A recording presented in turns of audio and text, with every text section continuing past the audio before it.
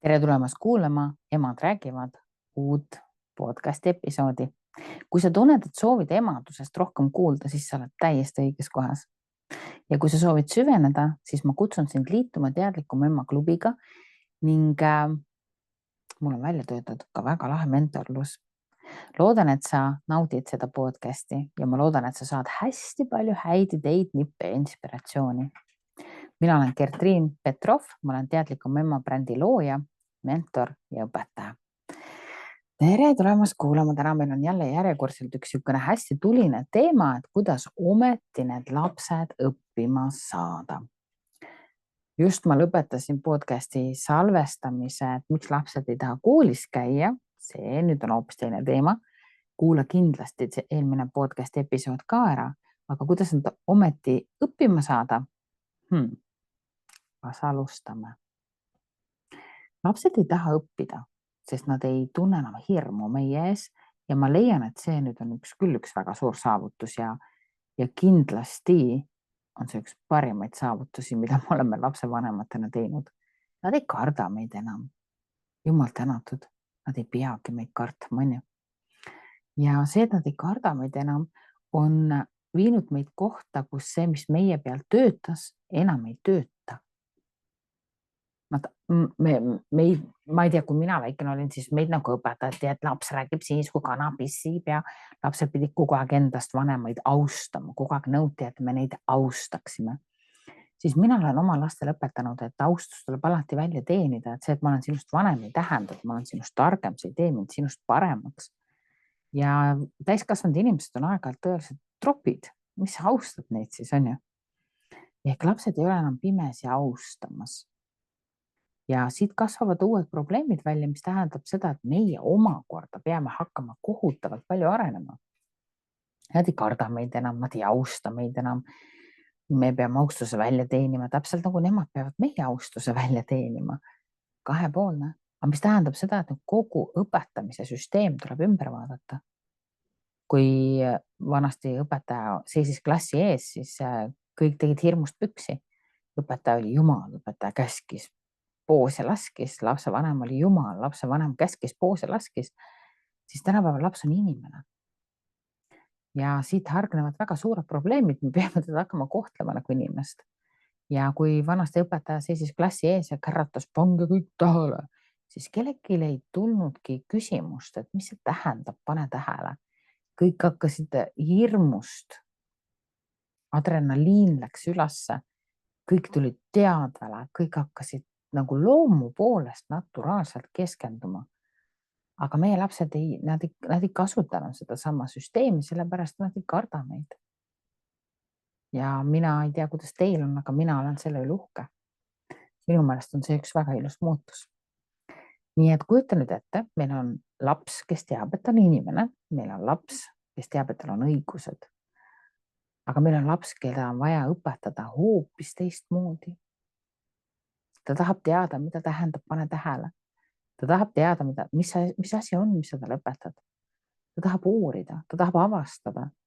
Lapsed tahavad õppida, aga nad ei taha õppida lollidelt inimestelt ja nad ei taha õppida tuimalt ja nad ei taha õppida, kuidas ma siis ütlen, käsu peale.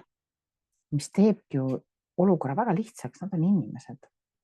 Nad ei ole lollid. Mina austan noori väga palju. Ja ma seisan iga noore selja taga. Nad on lahedad.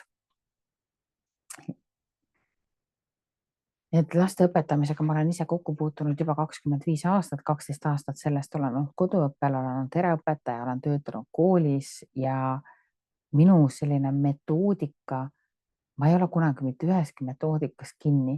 Ma olen selline inimene, kes jälgib protsessi, vaatab last, paneb lapse õppimisest alati kõrgemale, ma vaatan alati ära lapse närvisüsteemi seisundi, sest meil on närvisüsteemi seisundeid, millega pole võimalik õppida ja meil on närvisüsteemi seisundid, millega on väga hea õppida.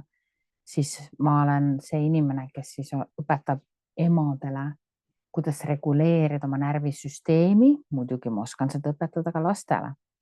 Ja niiviisi hakkavad lastel tulema palju paremad tulemused. Nii et kui me ei vaata nagu last nagu päriselt, me ei vaata, kus ta hetkel asub, me ei vaata tema närvisüsteemi, ja siis me õpetame teda, siis tuleb katastroof tegelikult. Me õpetame lapsele asju, milleks on liiga vara, milleks ta ei ole veel valmis näiteks, on ju. Nii et ma olen teadlane, ma olen päris niisugune uuriv tegelane ja ma olen leiutanud väga palju nippe, nagu tõsiselt palju. Aga räägime täna siis mõnest, on ju.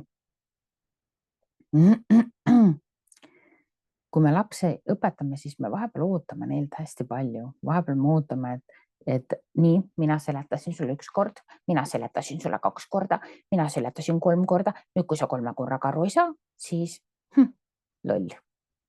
Tegelikult me peame lastele seletama asju nii palju kordi, kui on vaja. Ja me peame pidevalt muutma oma seletust. Üks mu lemmikumaid selliseid lauseid on, et sina küsi või 1000 korda. Mina leian 1000 erinevat seletust.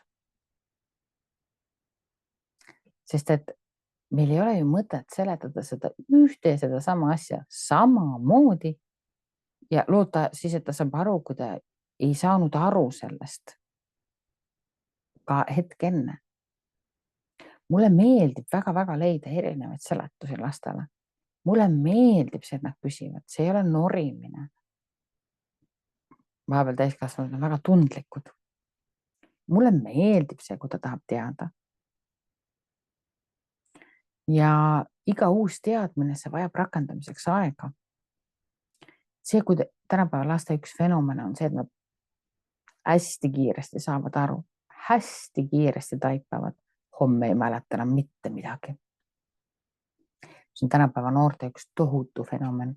Nad taipavad väga-väga kiirelt poole sõna pealt, homme mitte midagi ei mäleta. Et täiesti fenomen on ju. Nemad vajavad väga sügavalt kinnistamisprotsessi, mida on aga väga raske neile nii-öelda maha müüa, sellepärast, et nad said juba aru ju. Nad ei saa aru sellest, et arusaamine ja kinnistamine on 2 erinevat protsessi. Seda peab lastele seletama, on ju. Nii et võtke siit podcastist kaasa see teadmine, et nad on väga geniaalsed, kiired taipajad, aga neile ei jää kinnistamist, need on mälutehnikad. Nemad vajavad mälutehnikaid. Muideks mälutehnikaid ma õpetan tarkmine.ee õpinurgas lisavideodes, aga mul on terve kursus, kuidas ometi need lapsed õppima saada, et seal on olemas need tehnikad, et võite minna teadlikumema.ee, võtta kursused ja mõnuga kuulata, on ju. Miks mitte? Nüüd, kui meid vaadati niimoodi, Gertriin ongi selline. Gertriinile väga meeldib matemaatika, seda läheb väga lihtsasti. Eesti keeles, ta on natuke siukene terilips 1,5. Siis minule sellised vaated enam ei meeldi. Minule meeldib, kui me muudaksime vaadet lapsele. Laps koosneb kihtidest ja igas kihis on tegelikult peidus oma võti. Näiteks lapsel on olemas füüsiline keha, mida mina nimetan hellitavalt autoks. Ja vahepeal on niimoodi, et see auto on nii-öelda natukene paigast ära. Näiteks kui lapse keha on haige, siis lapsel on väga raske õppida ja me peame panema lapse õppimisest tähtsamale kohale. Ja nüüd tuleb see, et kuidas ma seda teen, kui homme ta saab siis koolis 2? Siin tulebki õpetajatega rääkida ja öelda, et teate, praegu on prioriteet lapse keha. Võib juhtuda, et kui me paneme 1 aasta jooksul lapse keha prioriteediks mitu korda, siis ta ei lõpeta klassi. No ja siis las ta jääb kordama. Nii lihtne see tegelikult ongi. Aga lapse keha on oluline. Nüüd, kui me paneme lapse kehasse väga palju suhkurt, mis te arvate, mis juhtub? No ei lähe hästi, on ju. Või kui laps istub väga palju, siis selle keha energia nagu, kuidas ma ütlen, ta ei toeta enam õppimist. Lapsed võiksid liikuda, nad võiksid armastada liikumist, mida nad tegelikult ka teevad. Ja kindlasti ei tohiks nad süüa nii palju suhkurt. Sest et suhkur paneb närvisüsteemi errorisse ja lapsel on väga raske õppida. Väga paljud õpiprobleemid kodudes, kui ma olen siin aastate jooksul nõustanud, kaoksid ära, kui lapsevanemad korrigeeriksid natuke toitumist. Ma ei tee üldse nalja. siis teine kiht lapsel on emotsioonid ehk tunded ja see on kütus. Ja kui sa nüüd vaatad niimoodi, et eesti keel, matemaatika, bioloogia, inglise keel, lapsel on iga aine kohta on tal erinev tunne. Ja need ained, mille suhtes ta tunneb nagu sihukest tõmmet või positiivsust, need ained lähevad väga hästi. Ja need ained, kus lapsel on siis selline negatiivne tunne vahel, need ained lähevad väga halvasti. Ja mina ütlengi lapsele, et kuule, asi pole selles aines ega asi ei ole sinus. Asi on selles tundes, mis on sinu ja selle aine vahel.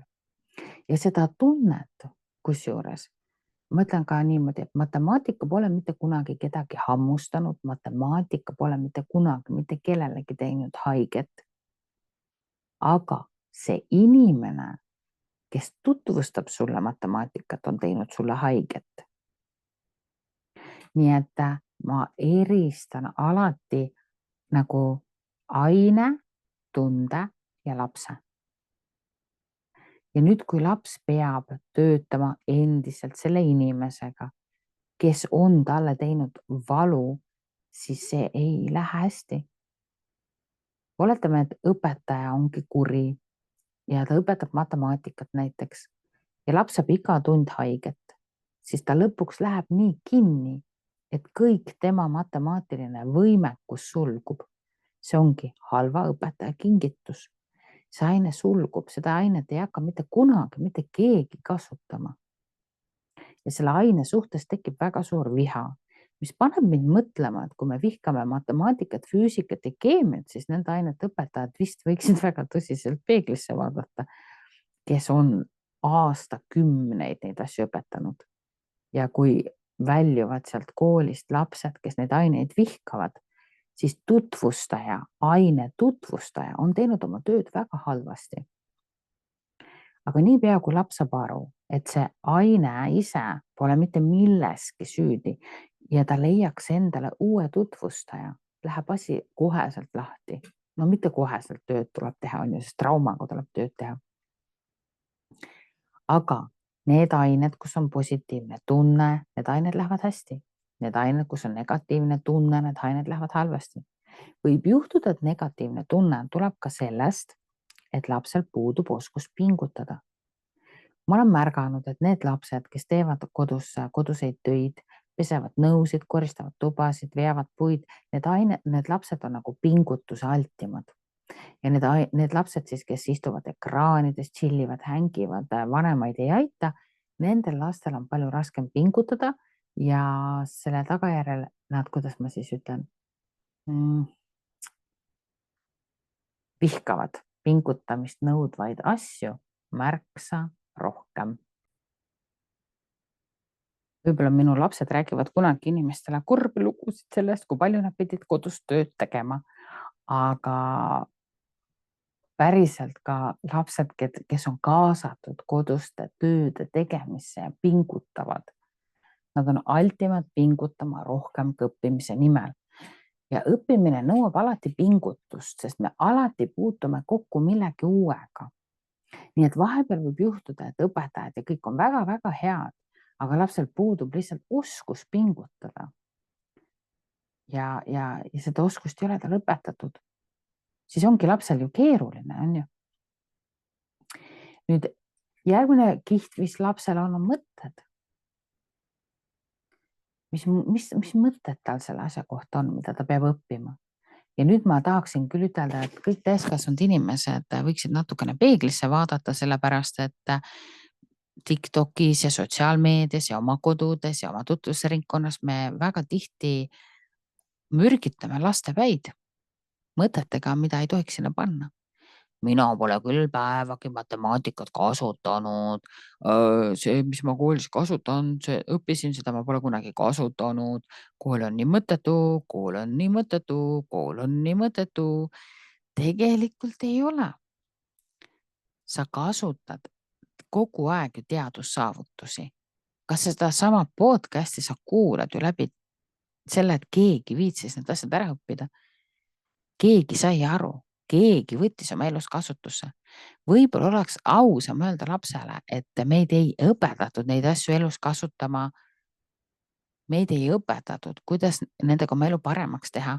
Mitte et öelda, et see on mõttetu, vaid et me ei oska.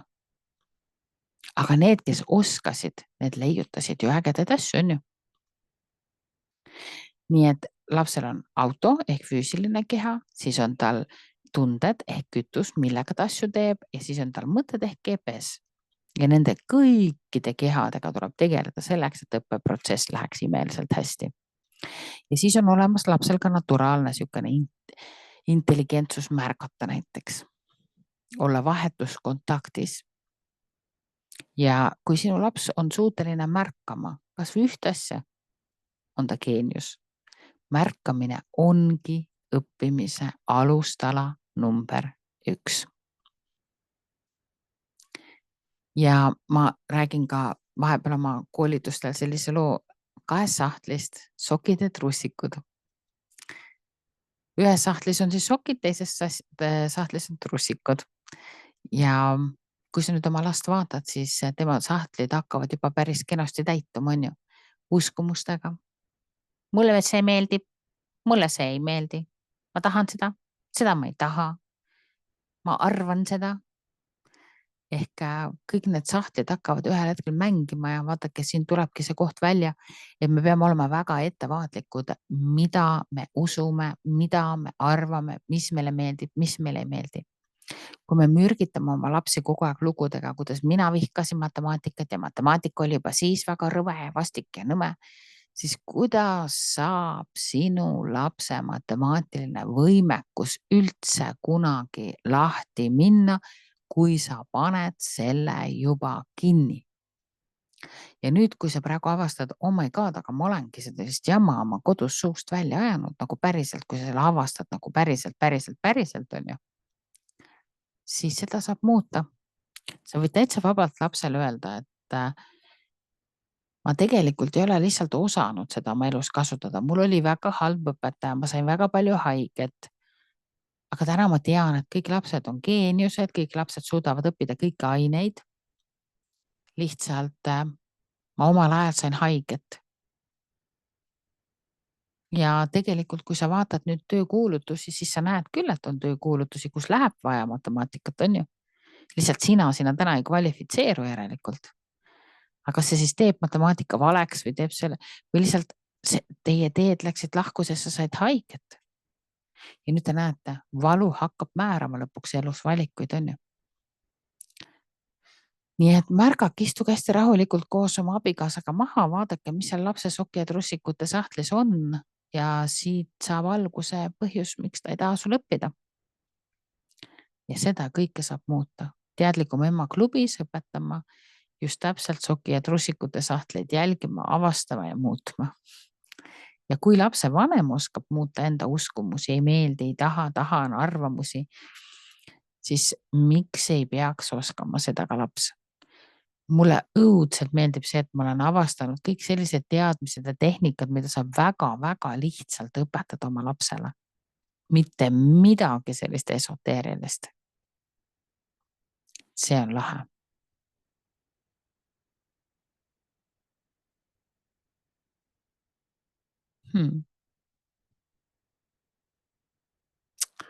Vot, väike mõttekoht tekkis. Kuidas need 2 sahtlit siis täituvad? Teistelt õppides on üks viis, on ju, just seesama, et laps vaatab sind, ta kuulab TikTok'i. TikTok'is ikka mõni sisulooja ikka üldse ei saa aru, et see, mida ta räägib, läheb laste peadesse. Mina enda kanalis, ma üritan ikka õppimist hoida nii-öelda au sees. Ja tuua lapsi rohkem õppimisega kontakti, vähemasti ma püüan kogu hingest. Ja kuidas sisu saadakse teisel moel on veel kogemused. Ja nüüd on hästi oluline saada aru lapse vanema rollist. Meie vastutame lapse ümbruse eest. Meie valime inimesed, kes töötavad meie lastega. Meie valime oma lastele keskkonna. Ja siis muidugi tekib siin maal elades ka küsimus, et aga ega mul ka siin väga koole valida ei ole, et no mida ma siin valin, siis on ju laps peab kooli minema, mida ma valin, on ju. Mina valisin koduõppe, sellepärast et need teised valikud siin ei olnudki väga head. No me katsetasime, no ei tulnud välja, noh.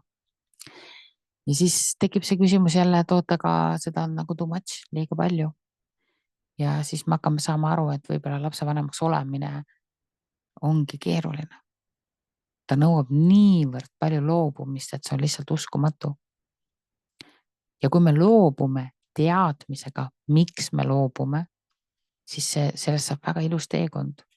Aga kui me loobume nagu hambad ristis, siis sellest saab teekond, mis on täis valu ja süüdistusi. Nii et võib-olla peaks natuke vanemluse üle mõtisklema, kui meil on tekkinud lastel õpiprobleemid, et milleks me üldse valmis oleme. Ja ma näen seda, et paljud lapsevanemad ei olegi valmis tegema oma kaasaegse teadliku lapse jaoks mööndusi, muutusi ja lihtsam on öelda, et probleem on lapses, ta peab siia süsteemi sobituma, ta peab. Või siis pannakse lihtsalt silmad kinni ja usutakse, et need asjad lähevad ise mööda. Aga mida teadlikum on lapse vanem, seda rohkem ta saab aru, et lapse vanemaks olemine on üks lõputu protsess ja me peame loobuma lapse kasuks. Nii et kui mina loobusin ka oma karjäärist ja tööl käimisest ja valisin koduõppemaks olemise, siis see ei olnud lihtne. Aga ma teadsin, miks ma seda tegin ja täna 12 aastat hiljem mõtlen teile ausalt, ma ei kahetse. Ma üldse ei kahetse. Vaatame korraks veel seda last siis, kes sul peaks õppima ja kes õppida ei taha, on ju. Meie sisemaailma alateadvus, ma ei taha mitte midagi esoteerilist rääkida, aga lihtsalt vaatame, kuidas sinul endal on ju.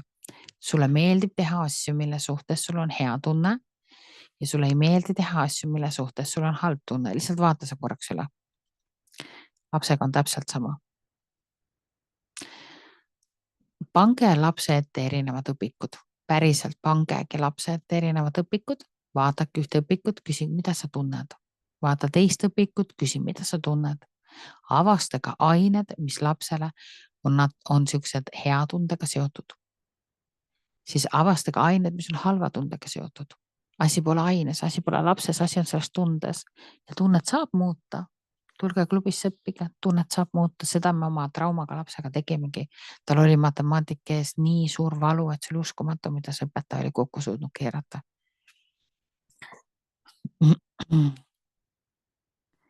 Ja eriti lahe on, kui teil on need õpikud seal ees, on ju, kui laps ütleb, et mul on ka huvi selle aine vastu.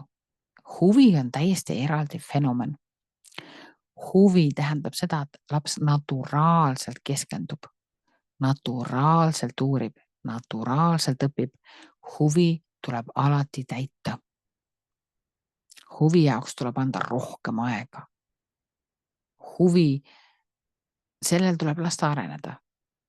Aga ka need teised ained ei ole valed, kuigi seal pole huvi. Huvi tekib, ma annan teile nüüd täna siin podcastis huvi tekkimise retsepti. Huvi tekib, kui laps uurib. Hakake uurima. Mina ostsin oma lapsele siukse raamatu nagu need teadlaste ajalugu.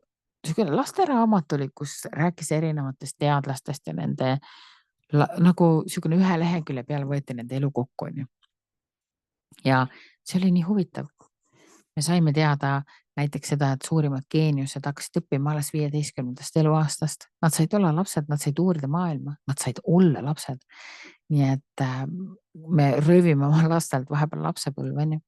Ja kui nad hakkasid õppima 15-aastaselt, olid nad 18-aastaselt juba mitu ülikoolikraadi.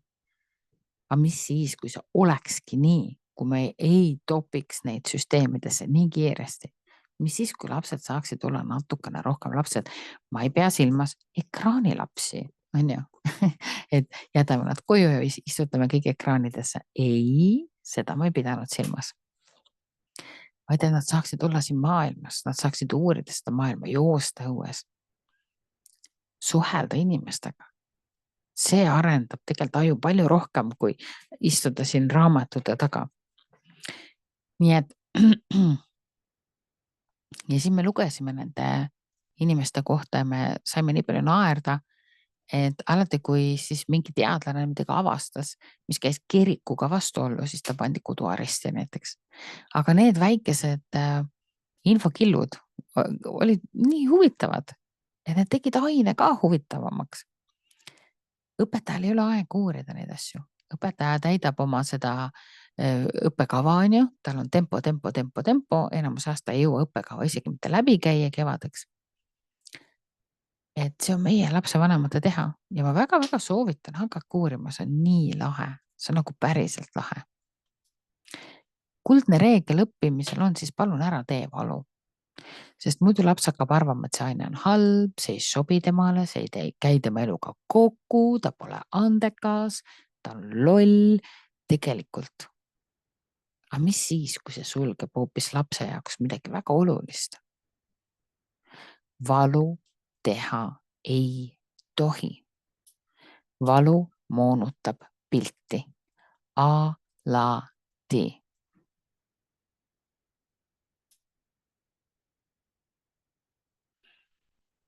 Ja ma saan aru, et lapsevanemad on sellest õppimise trallist ja sellest nii väsinud.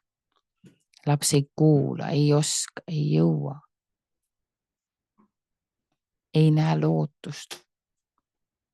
Ja see väsimus on tegelikult päris asi, mis omakorda näitab, et midagi meie süsteemis ju ei tööta, on ju. Aga selle väsimusega saab tegeleda läbi selle, et me hakkame hästi rahulikult, teeme 10 sammu tagasi, muudame vaadet lapsele, teeme 10 sammu tagasi, muudame vaadet õppimisele, teeme 10 sammu tagasi, muudame vaadet oma rollile, teeme 10 sammu tagasi, muudame vaadet elule, teeme 10 sammu tagasi ja muudame oma vaadet selliseks, mis meid aitaks. Aga oma seda väsimust, selle õppimise tralli ümber, seda väsimust tuleb endale tunnistada. Seda ma näen küll hästi palju lapsevanemad on väsinud, sest see trall ja see kisma läheb aina hullemaks. Ka mina koduõppel, ma vahepeal lihtsalt kõndisin minema. Mul ei olnud vastuseid, lapsed küsivad, milleks mul seda jama vaja on. Ja mul ei olnud vastuseid. Kuidas ma õpetan midagi, mida ma isegi ei saa aru, milleks ta vaja on? Seda on väga raske õpetada. Ja ma sain aru, et ma pean hakkama otsima vastuseid sellele, miks seda vaja. Ja kurb on see, et väga tihti ei oleks seda vastust. Kuni ma lõpuks leidsin ühe vastuse, mida ma annan teile täna, siis te saate ka seda vastust kasutada, olete valmis. Eksamiks. Seda asja on vaja eksamiks. Aga eksam on üks osa elust ja järelikult seda asja on vaja eluks. On ju? Noh, seni kuni süsteem on selline, nagu ta on, siis see vastus töötab tegelikult päris hästi. Seda asja on vaja eluks, sest eksam on elu osa. Aga need õpetajad, kes ei õpeta eksami aineid, no need võiksid küll ikka kõvasti chillimalt võtta, on ju? Nii et tunnista endale oma väsimust, sa võid mulle kirjutada, sa võid klubisse tulla, tarkmine.ee õpinurgas on väga palju toredaid ja toetavaid videosid.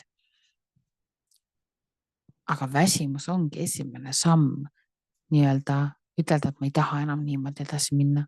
Siin peab olema midagi arukamat. Ja nüüd vaata oma last, vaata, et ta streigib, et ta ei taha õppida. Tal on vastused, ta jäänud küsimused. Ja vastused on vaja leida, on ju. Sest et kui ma saan aru, miks ma seda teen, siis minu motivatsioon on ka ju palju kõrgem, on ju. Tänapäeva lapsed elavad väga mugavas maailmas. Nad ei tule isegi selle peale, et sul on raske. Nad ei näe sinu sisse, nad ei näe su hirme, nad ei näe su muret. Me oleme täna teinud lastele nii murevaba elu kui võimalik, sest et meie nägime seda muret liiga palju. Ja laps ei tea, kus elekter tuleb näiteks. Ta ei tea, et elektri nimel tuleb tööd teha. Ta ei tea, et elektriarved kasvavad kogu aeg. Ja lapsevanemad kardavad natukene lastele nendest teemadest rääkida. Aga ma sügavalt soovitan võtta selline vaatenurk, et 10+ vanuses võiks hakata kaasama lapsi kodueelarvesse. Kust raha tuleb, kuhu raha läheb? Sest et see on ju haridus. See on päris haridus. Kes mida kodus teeb, kodu nagu väikene firma, kes mida teeb, kes millest vastutab. 10+ laps peaks hakkama kodus täitma suuremat rolli. Ja see ei ole vägivald, see on kasvamise osa. Laps peaks hakkama võtma, näiteks teebki tubasid iga hommik korda, paneb nõudpesumasinasse, ma ei tea, veab puud. Laps peaks hakkama seda kõike tegema. Aga ma näen aina enam ja enam, et lapsevanemad ei lase lastel neid asju teha, nad ei käse neid asju teha, nad ei õpeta neid asju tegema. Siis meil tekivadki sellised elust võõrad lapsed, võiks öelda. 13-aastane ütles, et raha tuleb ju kogu aeg, et raha nimel ei pea töötama. Raha tuleb kogu aeg. Sest ema tegeles manifesteerimisega ja laps kuulis kogu aeg raha tuleb, aga tegelikult oli ema pankroti äärel. Aga lapsel tekkis selline mindset, et kõike saab, raha tuleb ju. Aga näitame, kuidas ta tuleb. Mida sa teed selleks, et ta tuleb? Ja kuhu raha läheb? See on nii oluline hariduse osa. Vaatame CV-keskust. Lähme vaatame natuke tööturul ringi. Ja sellel hetkel, kui sinu laps läheb tööturule, võib olla tõesti juba humanoidid kõnnivad ringi. Me ei tea. Aga näitame talle seda olukorda, mis praegu on. Mitte me ei hirmuta selle olukorraga, vaid me näitame seda olukorda. Ma arvan, et meil on sassi läinud ka natukene see, et me kardame kogu aeg, et me hirmutame lapsi liiga palju. 13+ lapsed peaksid teadma, kus maailmas nad elavad, ju on ju. Uskuge mind, nad teavad. Ärevus tuleb ka sellest, et maailm on liiga suur ja lai. Ärevus tuleb lastel ka sellest, et nad kardavad, nad ei saa elus hakkama. Aga mida rohkem sina kaasad neid, seda rohkem neil ju tekib see teadmine, et ma saan hakkama tegelikult. Mida rohkem sa annad talle päris oskusi eluks läbi koduste tööde näiteks. Seda enesekindlam ta sul tuleb ju. Vabandust. Nii et sellest õppimise suhtest, kui sa sellest oled väsinud, sellest rallist oled väsinud, siis ongi väga õige aeg astuda 10 sammu tagasi. Mitte teha enam samu asju, mitte jätkata seda sama tüli ei ole ju mõtet jätkata. Astuda 10 sammu tagasi. Tule teadlikuma ema klubisse, tule õpi. Mine tarkmine.ee õpinurka, mine õpi. Seal on lapsevanematele ka väga palju häid videosid. Aga astu 10 sammu tagasi. Kuidas ometi see laps õppima saada, nagu te nägite, me veel tehnikateni ei jõudnudki, sest tehnikad on kõik tegelikult täispikas kursuses on ju. Aga juba siit te näete, kui palju me saame õppimist ümber defineerida. Ja seni, kuni koolisüsteem on selline, nagu ta on, seni me tegelikult kanname lapsevanematena väga suurt rolli. Ja õppima tuleb lapsi õpetada. Täispikas kursuses on ilusti kõik olemas, kuidas seda teha. Vot nii on meil lood siinpool sood. Kuna ma elan soo ääres, siis seda on väga äge ütelda. Nagu tõsiselt lahe. Nii. Aga kui sind hakkasid siis huvitama need tehnikad, siis teadlikumema.ee kursused ja kuidas ometi need lapsed õppima saada. Kursus on seal kenasti ja ootab sind, on ju, ja pea meeles, sa ei ole selles teemas üksi. Ja kui sinu laps ei taha õppida, siis pea meeles, see on maailma kõige parem koht, kus olla. Sul on teadlik laps, sul on kaasaegne laps, ta vajab teistsugust õpetajat, ta vajab teistsuguseid sõnu, ta vajab rohkem päris seletusi. Ma loodan, et see kõik aitas sind, sa võid mulle kirjutada, sa võid esitada mulle enda küsimusi ja ma loodan, et see podcast siin andis sulle mõningaid uusi nii-öelda siis pidepunkte vaatenurke. Ja juhuks, kui keegi pole sulle seda veel täna öelnud, siis sa oled hea ema. Sinust piisab ja mina usun sinusse. Ja sinu võimesse luua sellist õppimise protsessi, millest sinu laps saaks täiega kasu. mina olen sinu jaoks olemas ja tänan, et sa kinkisid meile oma kallist aega. Imelist õppimise protsessi teile. Kohtume järgmises episoodis.